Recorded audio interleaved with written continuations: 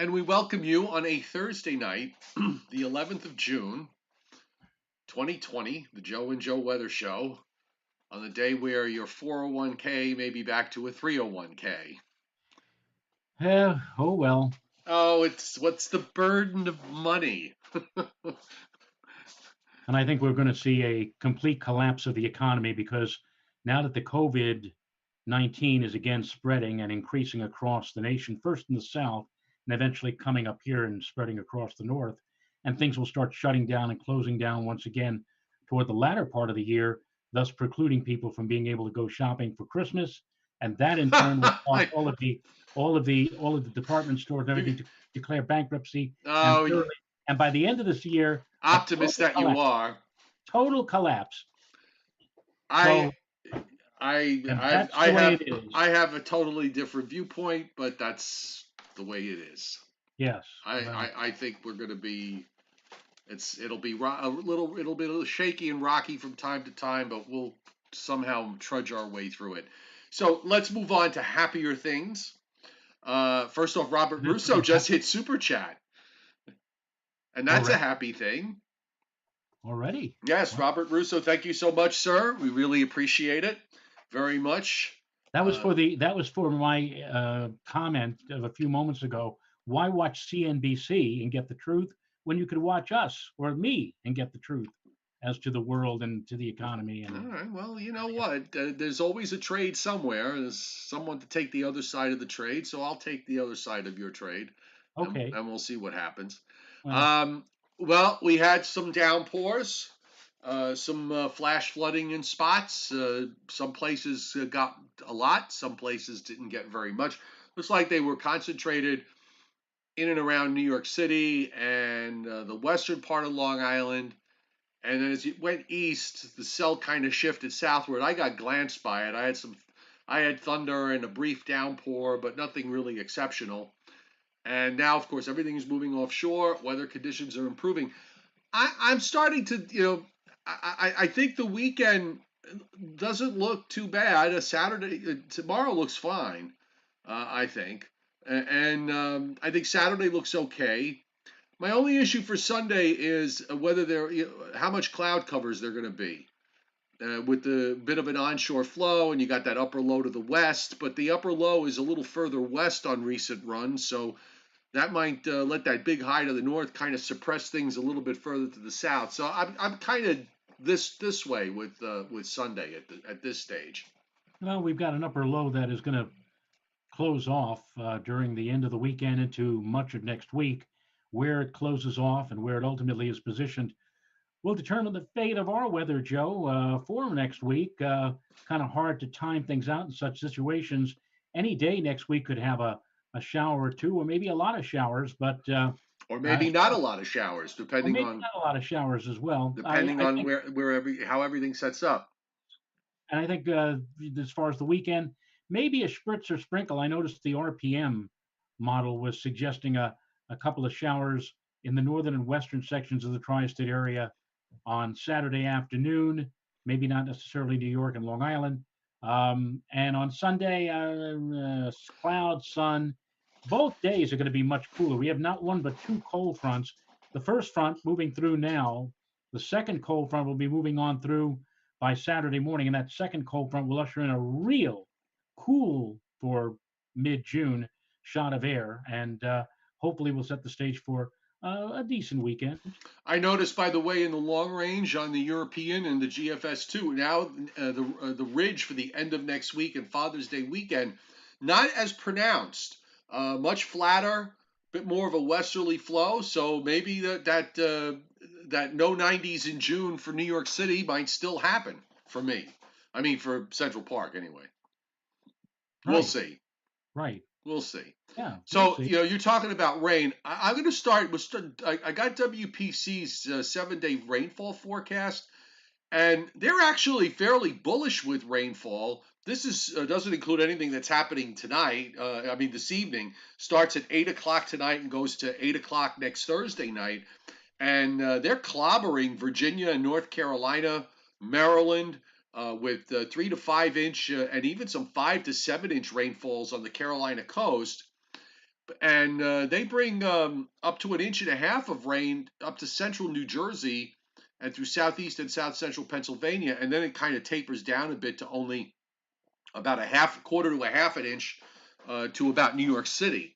So and less as you go up north in New England. So they seem to have a more robust look with whatever's going to happen during next week with this upper low and whatever forms offshore. I just wonder whether that's, looking at the last few model runs. I'm wondering whether that's overdone or not. I don't know. And how is it possible, George, they don't have any precipitation along the Hudson River Valley area from Albany on north to the Canadian border? You notice that the Oh, little that little peak? hole. peak- Yeah, that little Yeah, stick yeah, might be a good place to plant an umbrella. maybe. And also, extreme eastern Maine is in the same little area or void of I don't any know how. I precipitation. don't know if this has got. I'm sure it's computer generated. They put the data in, and I don't know how it comes up with these holes sometimes. But I have to hand it to them because there have been instances where they do stuff like that, and you look at it, and it's like, well, how could they be so precise? And True. I would say more often than not, they see something up there. Maybe some sort of elevation shadow effect of some kind. Who knows? I don't know, but I'm looking at, as you pointed out, North Carolina and Virginia, and boy, if this all pans out, they're going to get rather wet in the coming days ahead. Yeah. Also, still some heavy rains down in South Florida and up in the northern Rockies in the Pacific Northwest. You also have a shower activity that runs up from New Mexico up through into Colorado, although it's nothing to write home about. And even some rain down into Northern California, but Southern California and much of Arizona on the dry side, and also dry across the Gulf states into Georgia. It looks like it doesn't have a drop of rain for Atlanta for the next 7 days. I'm kind of liking that. I'm sort of it's road trip time for me, so I'm kind of heading in that direction for next week. So Yes, I via wouldn't Ohio. via Ohio, correct? And even there, it's going to be dry. So we'll see. Going to break in the new truck. Meanwhile, let's jump to the radar and take a look at what's left of these downpours. They're in southeastern New England. They have exited Long Island. This radar is a little bit delayed by about 20 minutes or so. So the line is further offshore. It's coming off southern New Jersey. Still some stuff down in Delaware, southeastern Virginia, and a couple of thunderstorms bubbling up uh, just to the west of that main band. But across New Jersey, Pennsylvania, upstate New York, Vermont, quiet, New Hampshire, dying showers in western Mass.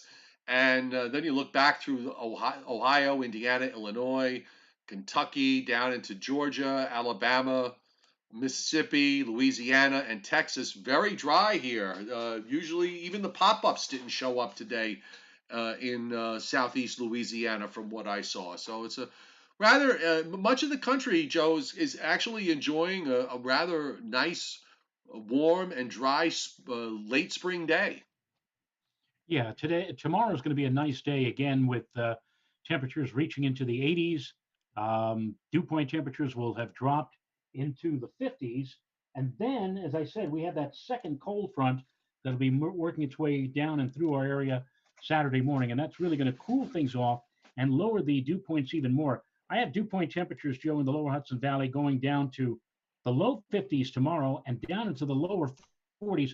That's almost like what we had here earlier this week with the low 40 dew points, temperatures in the lower 70s. So it's kind of like what we're going to be seeing on Saturday, except again we have that upper disturbance. It's kind of like a pendulum swinging through here later on Saturday, which may touch off a few showers. No, not even showers, sprinkles and spritzes, mostly over the hillier terrain north and west of New York City Saturday afternoon and evening. I pulled up Raleigh Durham's radar because we do have a little bit of action going on there this evening with some showers and storms. It's been kind of busy here most of the day with a band of thunderstorms that have been going on for quite a while, and we've got two working flash flood warnings up from Durham west. And you can see there's some big cells in there that are moving along. There's also some showers along the North Carolina coast.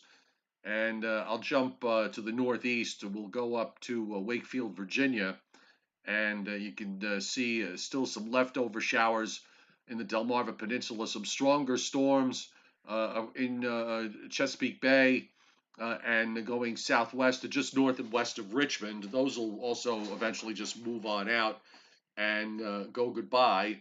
And just one more, let me get to that wide U.S. view here.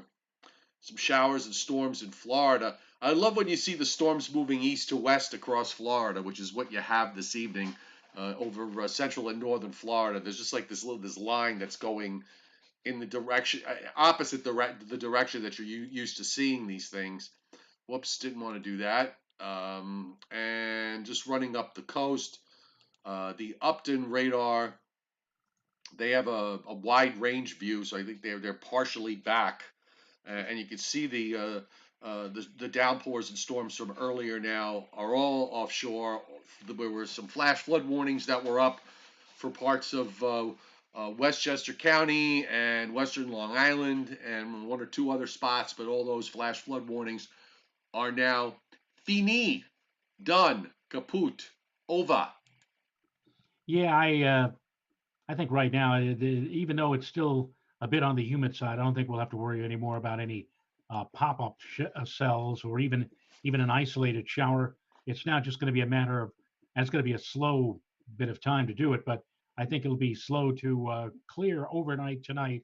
But when many people wake up tomorrow morning, we should be waking up to bright skies. And again, in the Hudson Valley, 80 to 85, and a place like New York City, 83, 84, lower humidity should be a nice way to finish out the week. And I think the weekend we're probably going to be sitting in the 70s That's right. much of the That's right. time. That's right. And Sunday will probably be a little bit cooler than Saturday. There'll be a nice breeze coming in from the ocean. Nothing spectacular, but just enough to keep things reasonable in the temperature department. You see on the satellite, it's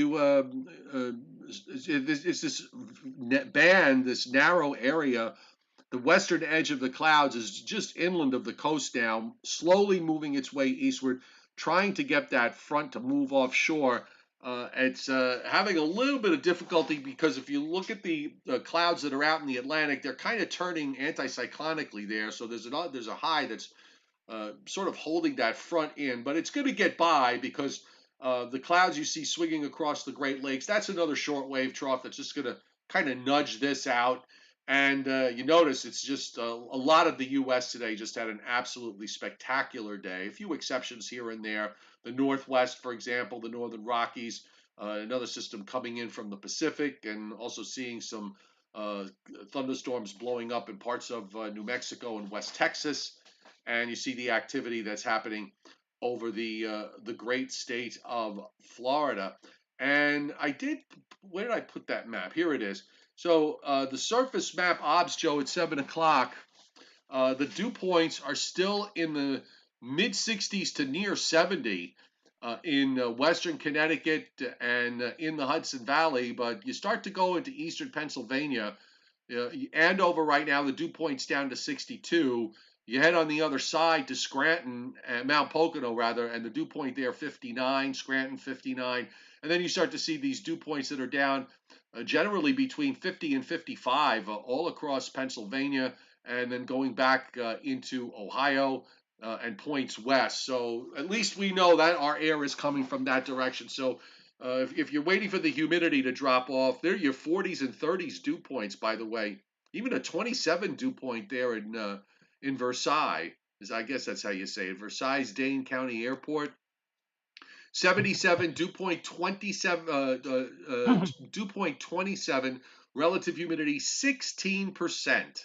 Wow. Just all this is bone dry air, so it's going to try to get in here, and yeah, just a little bit more patience, folks. We'll get all this stuff out of the way and clean house. Here's your cold front on the surface map at 21Z. It is running right along, just about reaching the coastline. There's a secondary front that's up in the northern lakes with a nice cool high in Canada that's going to be coming down into the Great Lakes and spreading out eastward across New England. and setting us up for whatever it is we're being set up for the weekend and beyond. That cool high is the one that is going to take the dew points down about 10 more notches from the low 50s, which is not anything to sneeze at, folks. You get, I mean, the month of June, you get the dew point, the day and the dew points in the 50s. That's great. But Oh yeah. knocking it down even more into the 40s when we get to Saturday and behind that second frontal line, and that's where all that cool air with that high that you just mentioned, Joe, up just to the west of Hudson Bay.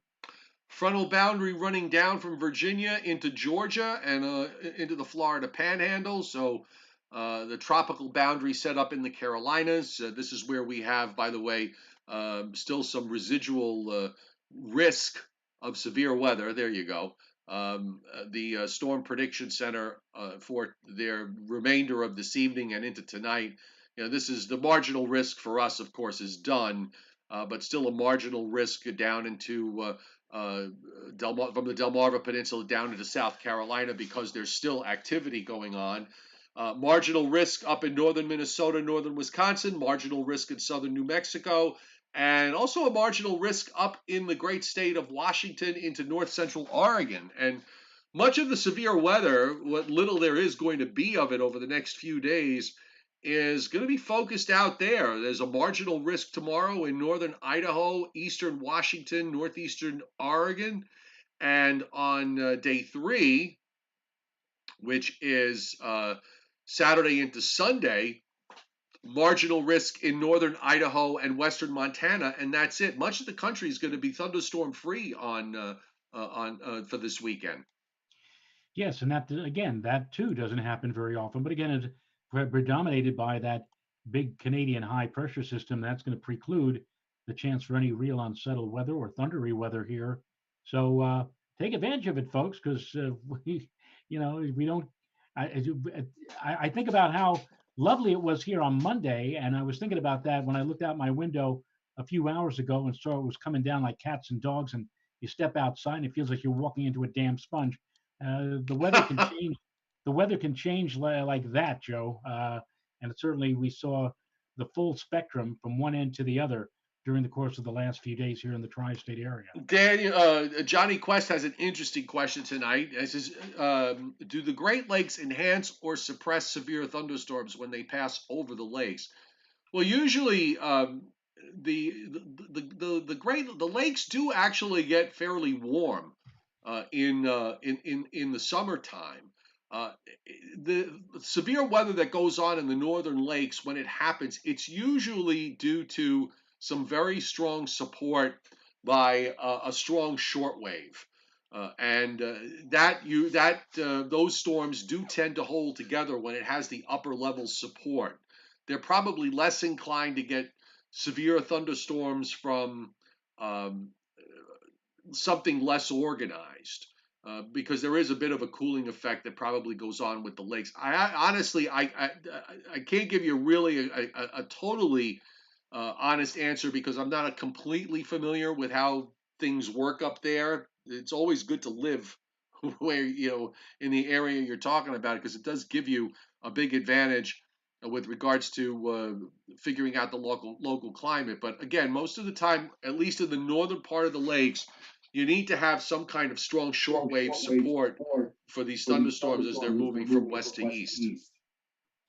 Yes, and lake, especially the Great Lakes, in terms of convective activity, it suppresses that type of activity. And if you ever see a satellite picture where, let's say, over the lower peninsula of Michigan or over Wisconsin, you see a lot of those pop-up billowy cumulus clouds develop during the afternoon, but yet right near and along the lakes and over the lakes proper, it's all devoid of that. Again, that kind of precludes any of that activity taking place again because of the cooler temperatures relative to the adjacent land. The tropics are quiet. We have a hang on a second.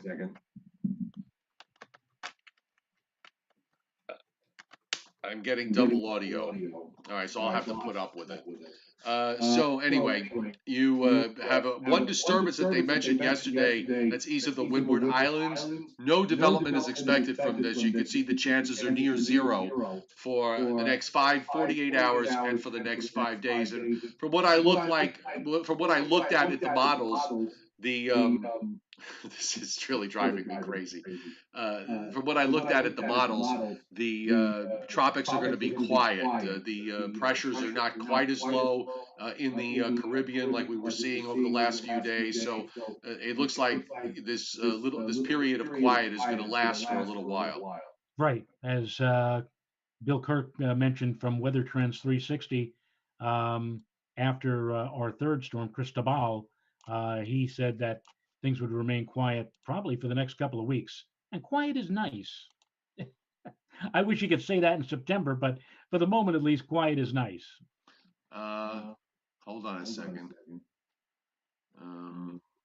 Joe, listen to me. Yes. Today.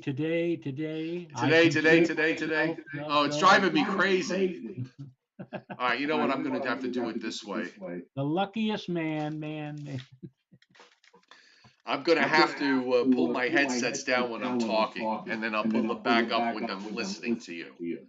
Okay. So here's the tropics. I'm going to switch over to the GFS, and you'll see the tropics here. This is really doesn't go all the way out across the Atlantic. It's a little bit too early for us to really worry too much about what's happening. And of course, now my map is stuck. There we go. If you'll take a look, I mean, you see a little bit of a buildup of some precip Sunday night, Monday in the Northwest Caribbean, but the pressures aren't all that low here. Hang on, it's just it's being evil tonight. There we go. So there you have it. And moving forward, we don't see the models really spinning up much of anything in the long range. So we'll just leave it at that, and we'll even the Pacific, the Pacific shows no signs really of anything developing of consequence anytime soon either. That's probably the La Nina at work, and if that continues, of course, we're going to start to see that's going to have an impact on the hurricane season down the road on the Atlantic side. Right, and the traditional peak of the hurricane season is September 10th, and with the La Nina factored in, I'm sure that we're going to see maybe more than just one single tropical cyclone around that time. We might see maybe two or three. I remember one year, I think it was 1979, where we had 5 tropical cyclones all across the Atlantic. They were like lined up on a conveyor belt from one end of the Atlantic to the other, and that was about as active a season I can remember. Every once in a while, oh good, it's back, it's normal. Every once in a while, you get one of these bursts where you have like 3 or 4 going on at the same time. I think the record was, I think it's 6. I want to say 1966 or 7, one of those years. And then I think there was one of the years of the 2000s where there was like five, maybe 4 or 5 of them running around at the same time. Maybe it was 2005, which was one of the gangbusters years. Meanwhile, or 2008. Meanwhile, looking at the jet stream going forward, of course, there's, with Cristobal and, of course, the extratropical low moves up into Labrador, the southern part of that trough, shears away, and you get this upper low that forms in Ohio. This is Sunday evening. It's dropping down pretty far to the west, and that's why it makes the forecast a little problematic. You could certainly make an argument that the rain may not get here. It may make it down into the mid-Atlantic states eventually, but it may not make it up to our neck of the woods. And one of the things, Joe, the European does, and the GFS is doing this now on this run, is that it drops the upper low down into, we had this happen a few weeks ago, drops the upper low down into Kentucky and Tennessee, eastern Tennessee, and then eventually just shoves it out off the North Carolina coast. It just suppresses it.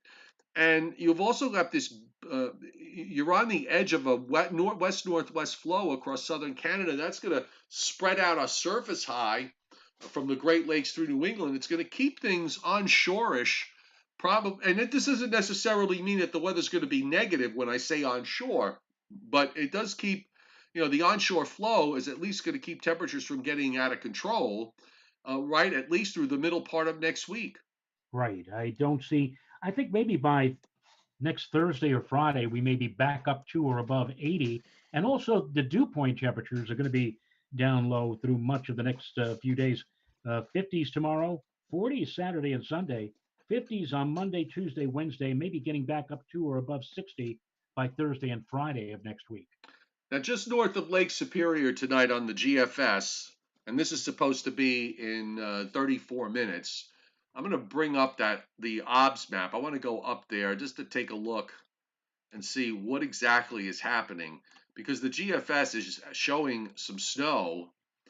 And look at this. What is this? This is Cooper Harbor on the Upper Peninsula of Michigan right now, 43 with a dew point of 39.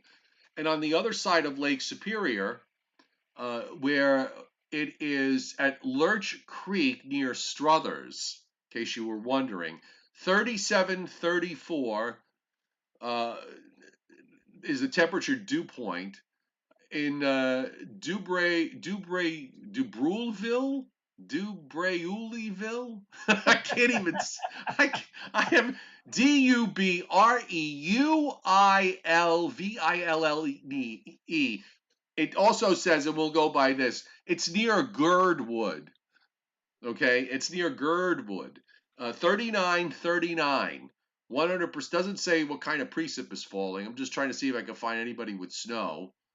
Oba 1 Southeast, Oba 1 Kenobi, 38, 36. So it's really cold up here. Oh, here's a Hill Sport is 33, dew point 32, relative humidity 98%.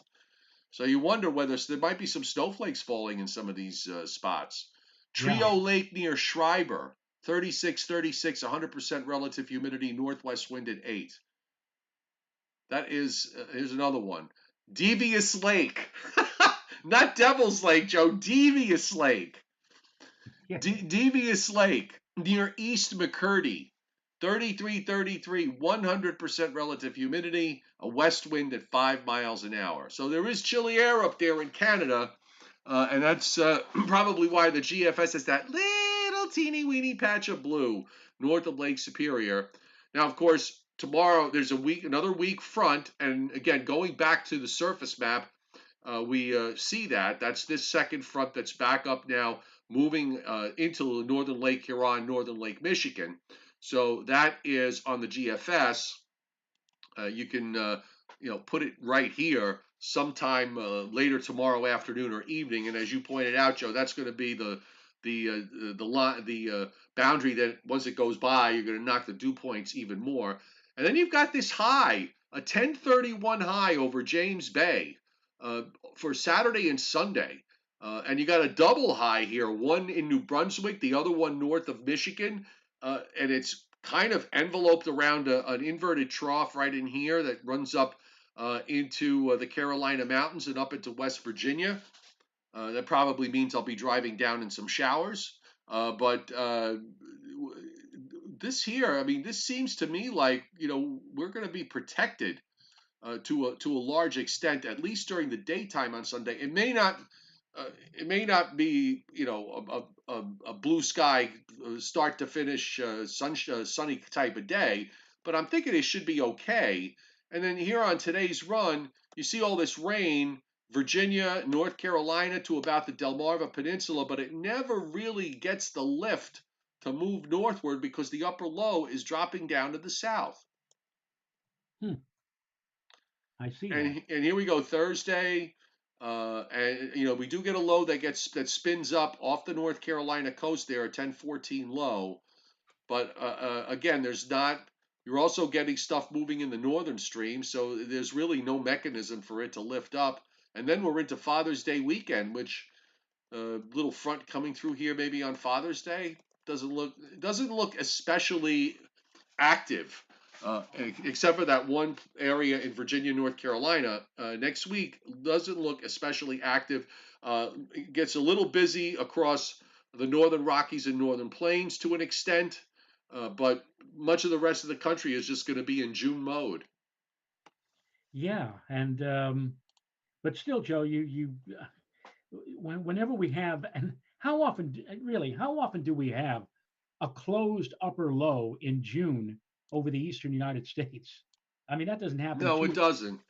and So, just trying to anticipate 3, 4, 5 days in advance the precise positioning of that low relative to the potential for any kind of cloud cover or precipitation is so difficult. I mean, it's like, all you could say, the best you can say is that um, such a feature is there, and that there is the possibility that there'll be some clouds and maybe even a shower or two. I will say that with the high, that strong high off to our north, that I think where we are, we're pretty much going to avoid the lion's share of any precip next week, except by the latter part of next week, it's going to start turning more humid again, and we might even begin to see more of a breakout of shower activity or maybe even some thunderstorms. But again, that's like a week away, so yeah. it makes it all the more difficult. We haven't looked at these in quite a while, but I just figured let me take a look at these teleconnections.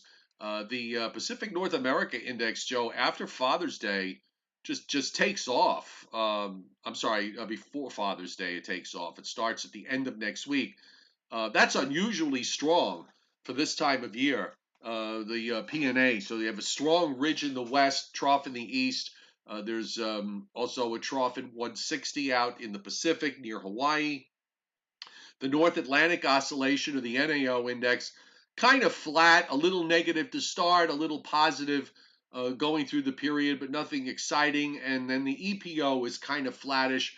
So I mean, there's just kind of mixed signals here from the teleconnections. The strong PNA is an interesting thing, is an interesting development for the latter part of the month. We'll see, what kind of implications it has for our weather, but I don't see anything problematic here, at least from what I've looked at so far. Yeah, I would agree on that. And just real fast, we could just do we'll bring up North America, and I'll Also, put. thank you to Anthony Orr for hitting the super chats. As Thank you, always. Anthony, our resident hurricane statistician that he is.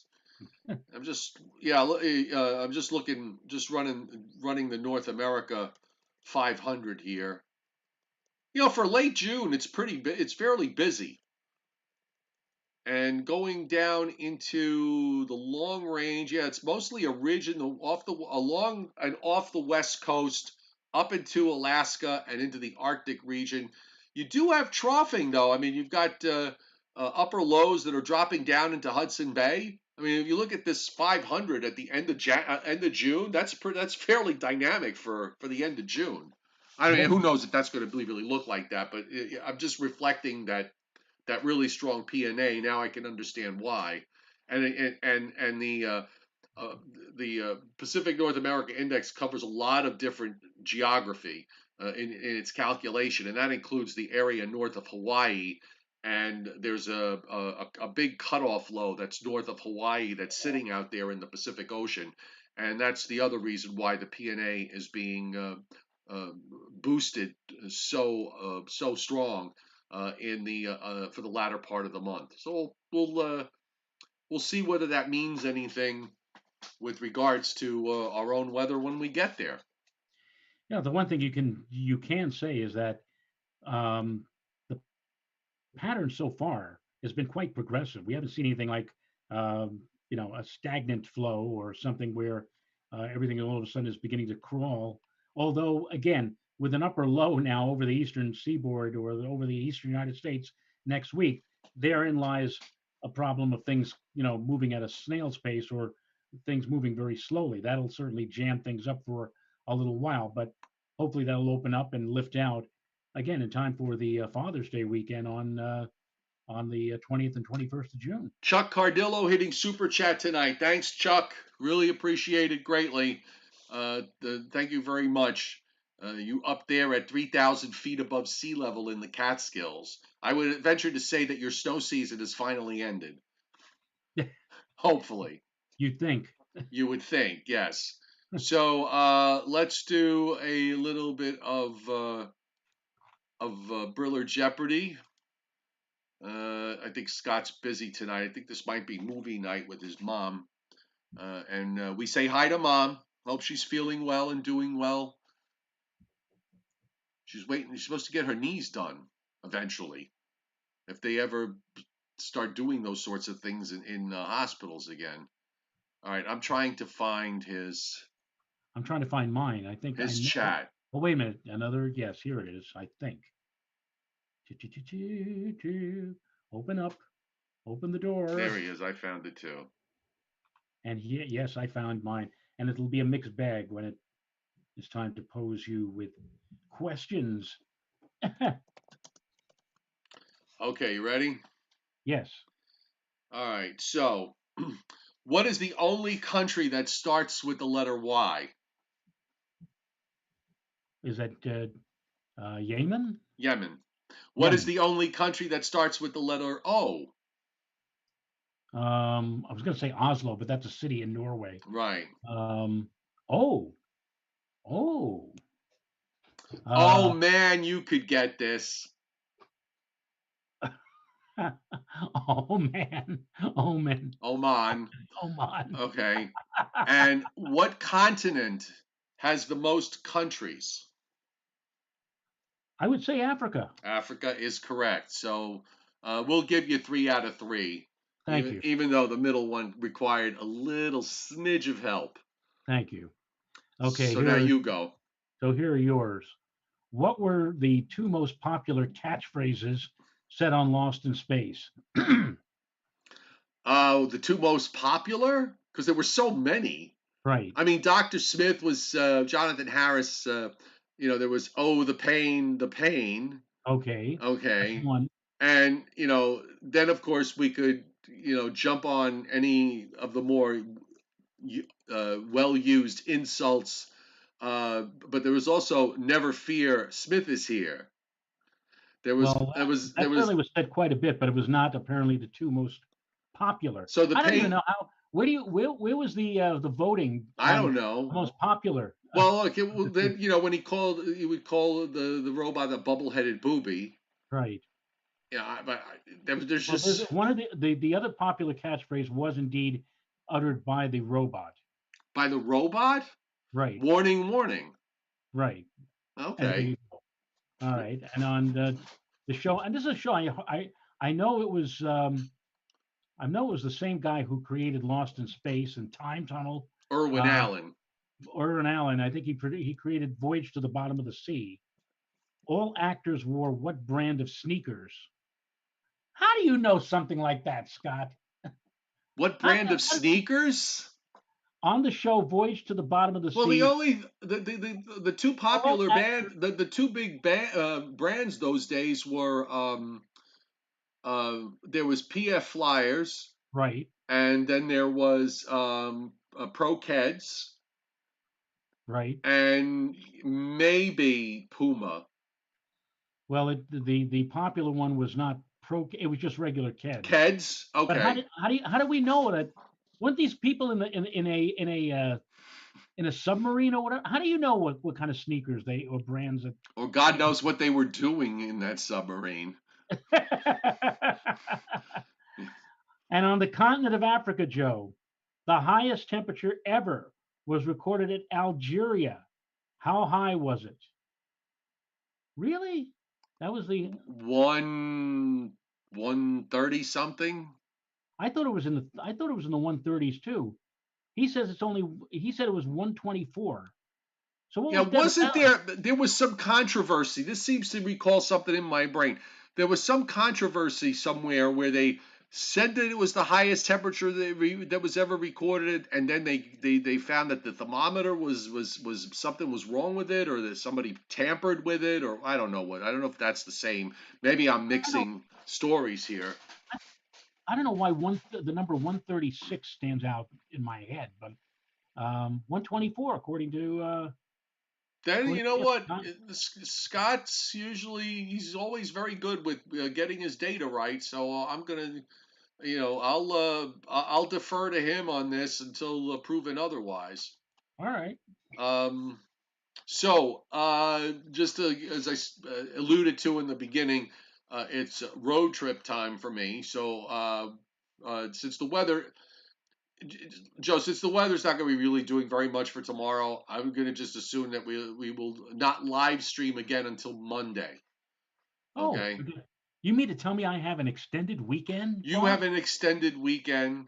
134 in Libya was thrown out. He just messaged me. Oh, all right. Okay, so that's yeah. There was something wrong with that number. They said no, it's not true. Muammar Gaddafi was the guy who was altering the records, Right. Well, probably. he's no longer with us. Right. Um, the yeah. So there'll be no live stream tomorrow or Saturday, and there'll be no Sunday morning Joe and Joe Weather show. So we will be back next Monday, which is the 15th of June. And you will be Okay. down in Georgia.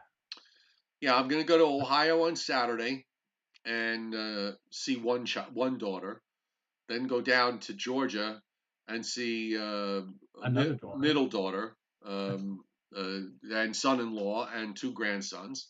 And I saw my oldest daughter a couple of weeks ago. I've because none of them live here, so it all they all two of them require extra long distance in terms of driving, and one requires me taking a boat to get to her. So which is a nice ferry ride to take the Port Jeff ferry. It's the Right. same. You don't really save a lot of time, but it really just breaks up. And then I don't drive. I just get dropped off at the Port Jeff ferry. I could almost walk to it, get on the boat. It's an hour and 10 minutes across, and then she picks me up on the other side in 30 minutes, a little less than 30 minutes. We're You, up. We're up in Litchfield County. yep. The Keds question. Um, Scott said, Ked's question I was thinking about on a submarine, and I was on a submarine, but he wore sandals, he said. Scott wore sandals in there. And And uh, thank you for the safe travels wish. Appreciate it. Donna Levasseur, is that how we pronounce Levasseur, I believe. Levasseur? Hmm. Hit super chats and says, "Thanks for all of your frolic and frivolity and weather stuff too." Thank you, Donna. Really appreciate it. Thank you Believe very me, much. Donna, it's a lot easier with the frolic and frivolity as opposed to the weather stuff. Yes, well, especially when there's not a whole lot happening. Right. Christinapedia has a question for me. She says, or you, is it possible to figure out the dew point if you know the humidity and the temperature? And I the answer believe to that so. is yes. I believe so. You can, in fact, it's so easy now. Yeah, just go on You Google and just Google and put just in a dew point calculator, right. and you could probably reverse it. So if you've got the humidity and the temperature, you get you can get the dew point. Absolutely. You Or don't have to go to in the olden days of old timers like Joe and myself. We'd have to consult the hypsometric charts. yeah, we don't. You remember that big wheel, the Yeah. wheel thing that they Right. had? Right. Yeah, we don't have to do that. And that was considered high tech.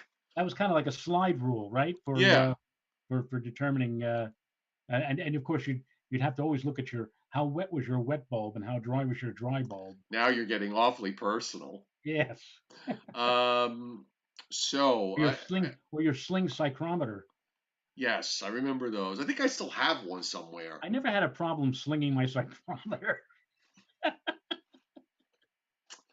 I'm sorry. Oh I'm sorry, God. folks. I'm sorry. That's Yeah. it's Thursday. We're getting Yes, close to Christinapedia. Friday. I am going to be going cruising in my new truck, which I will be picking up tomorrow. Timothy Veltman, thank you for hitting super chat. Appreciate it very much. Probably pick up a few cigars along the way Some and souvenirs. some souvenirs Yes. and Horty Orbeez. Well, I would like to be the first to wish you a happy trip on your new vehicle. Thank Bon you. voyage. Uh, I just don't want any complications. A new vehicle, I want no complications at all. Okay, I just want to get on. I'm going from driving a car that has 300,000 miles on it and rattles, frightening in a way that gets you frightened sometimes. Um, so all I have to do is drive the 10 miles tomorrow to take it to the dealership because they gave me $100 for it. Should put it in a museum. It's a testament to Toyotas and how long those cars last. And one of the things about cars, Joe, you got to if you take care of them, they'll usually, if you do your oil changes on time, if you do your maintenance on time, um, and give it a little extra TLC, you'll be that's three-quarters of the battle with those things. My father-in-law taught me that. He worked for the Transit Authority as a mechanic for many, many years, and I never, before I got married to Mrs. Good, my wife, um, I Yeah, never no, you were right the first time. I never changed the oil in a car, and she very quickly, I started doing that. Um, Oh, so you change your own oil? Not anymore. No, I once I turned like 58 or 59, I said that's it. I don't do this anymore. I'll take it to Jiffy Lube or whatever. But for a good long time, I used to roll underneath the car and take the oil filter off and put the pan underneath the oil thing. And Yeah, see, for me, I never really wanted to do that. So I didn't. Everybody pays somebody to do something that they don't want to do themselves. And for me, it's changing the oil. Some people pay to have their grass cut. I used to love cutting my own grass, but I developed a bit of an allergy. If I spent too much time, cutting the grass, I would start wheezing. After a while, I was like, I can't do this anymore. It's so one of the. you don't have a tractor mower. You just had a regular I had a push. regular lawnmower. Right. I have a tractor mower and a push mower. And what I have to do for when I do my lawn, I do the lawn with the tractor mower, and then to do the edges of the lawn, I break out the small lawnmower.